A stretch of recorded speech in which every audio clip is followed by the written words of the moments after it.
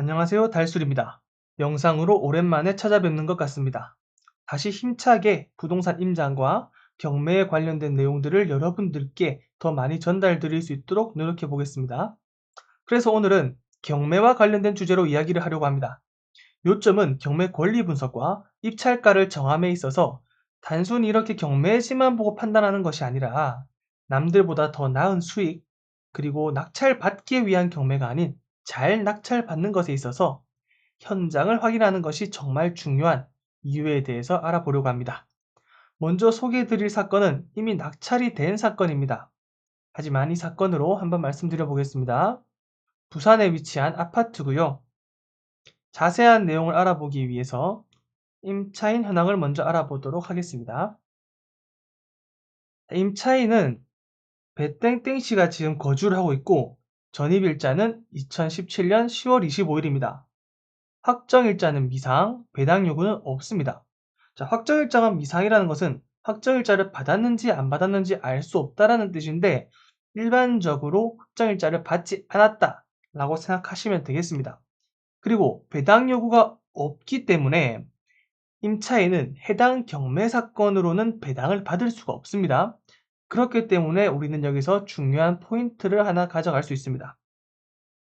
임차인의 권리와 등기부 등본상의 권리를 비교하여서 우선순위를 판단하였을 때 낙찰자, 최고가 매수 신고인이죠. 낙찰자가 떠안아야 하는 금액이 있는지, 인수해야 되는 금액이 있는지, 아니면 신경 쓰지 않아도 되는지 이 두 가지로 나눌 수 있다는 겁니다. 자, 첫 번째로 임차인의 지금 전입신고가 2017년 10월 25일입니다. 그러면 대항력이라는 권리는 언제 발생하냐? 아시는 분들도 있겠지만 그 다음 날인 2017년 10월 26일에 대항력이 발생합니다. 여기서 제가 잠깐 대항력에 대해서 잠깐 언급을 하자면 대항력이라는 것은요.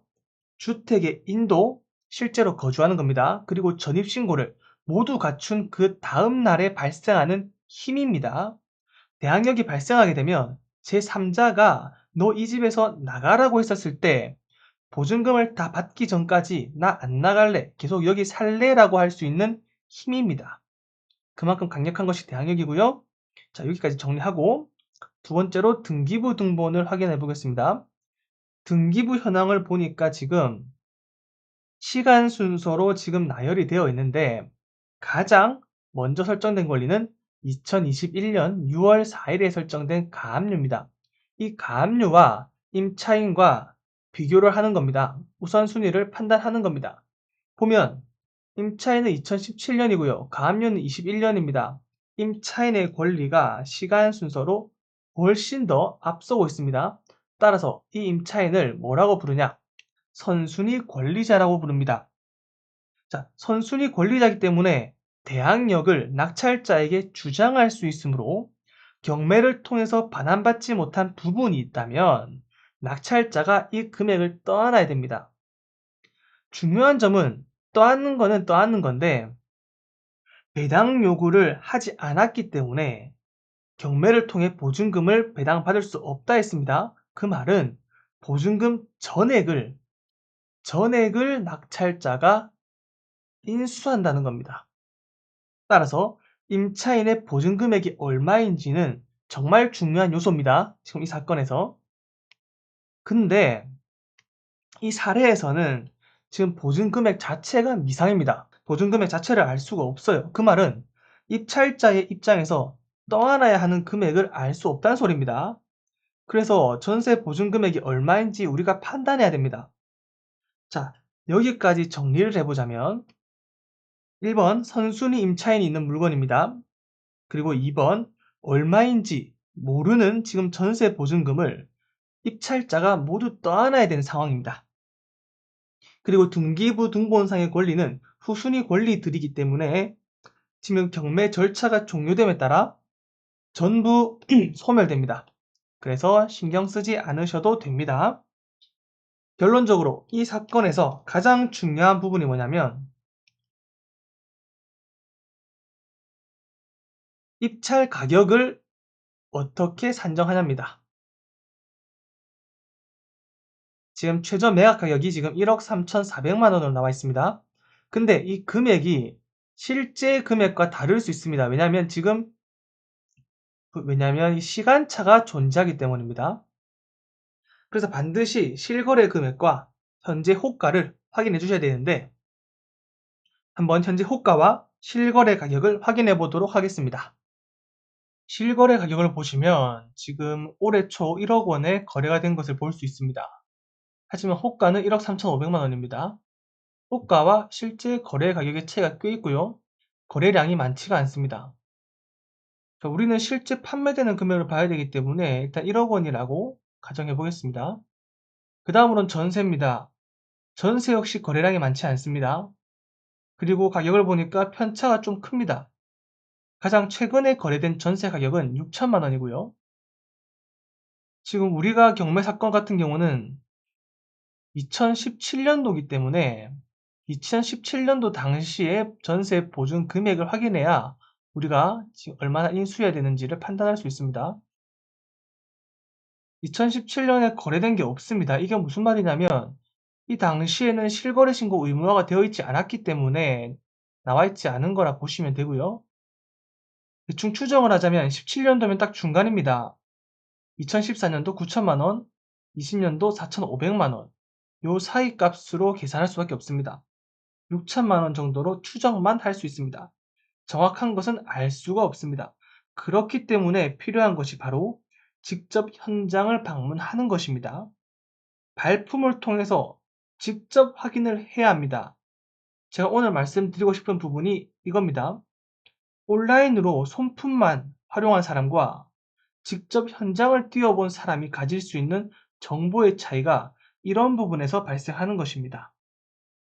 다시 돌아가서 현재 실거래 가격은 1억 원, 85% 선에서 낙찰을 받는다면 8,500만 원을 입찰해야 되는데, 전세 보증금 6천만 원이라 했었을 때 이 금액을 인수해야 하기 때문에 입찰 가격에서 전세 보증금을 제외한 2,500만 원이 될 때까지 유찰을 시킨 후에 입찰을 해야 합니다. 물론 혹시나 있을 미납 관리비라든지 인테리어 비용, 이런 추가적인 비용들은 있을 수 있지만 일단 논외로 하겠습니다. 자, 여기서 우리가 만약에 현장 임장을 통해서 전세 보증금이 5천만 원이라는 사실을 알게 되었다면 오라는 입찰가 8,500만 원에서 전세 보증금 5천만 원을 빼고 나면 3,500만 원이 되었을 때 입찰 가능하게 됩니다. 모든 사람들이 2,500만 원 될 때까지 기다리고 있을 때 우리는 먼저 3,500만 원 선에서 입찰을 하여 단독 낙찰을 노릴 수 있다는 이야기입니다. 반대로 전세 보증금이 7천만 원이라는 사실을 알게 되었다면 1,500만 원이 되었을 때 입찰해야 합니다. 2,500만 원이 된 상태에서 입찰하면 안 된다는 소리입니다. 이처럼 리스크를 줄일 수도 있게 되는 겁니다. 자, 근데 이 사건을 보면 지금 5차에서 누군가가 약 5,500만 원에 입찰을 했다가 미납한 사실을 알 수 있습니다. 정확한 사실관계를 알 수는 없겠지만 인수할 전세 보증금을 감안했을 때, 자, 이때 최저 매각 가격 5,480만 원, 약 5,500만 원의 10%, 550만 원이겠죠? 이 550만 원을 포기하고 미납시키는 것이 더 낫다고 판단했기 때문에 이렇게 미납을 한 것이라고 볼 수 있습니다. 자, 그 이후로 계속 쭉쭉쭉쭉 유찰되다가 12회차 약 1,400만 원까지 떨어졌을 때 입찰자가 3명 있고요. 1,800만 원에 최종 낙찰된 것으로 보입니다. 자, 이것을 보면 전세 보증금을 전부 떠안더라도 충분히 이익이 있다고 판단하여 입찰한 것으로 보여지고요. 그렇게 봤을 때 전세 가격은 약 7천만 원 전후이지 않을까라는 개인적인 생각이 듭니다. 최근 들어서 일반인들의 경매 참여도가 굉장히 높아지고 있습니다. 그렇다 보니 저렴하게 낙찰을 받는 느낌보다는 낙찰을 받기 위해서 경매를 하는 것 같기도 합니다. 그럴수록 직접 현장에 가서 확인해야 정확한 정보를 알 수 있는 그런 물건들로 눈을 돌리시는 것도 더 수익이 나는 좋은 경매를 위한 좋은 수단이 되기 때문에 조금 어려워 보인다고 지나치지 마시고 관심을 가져보는 것을 저는 추천을 드립니다.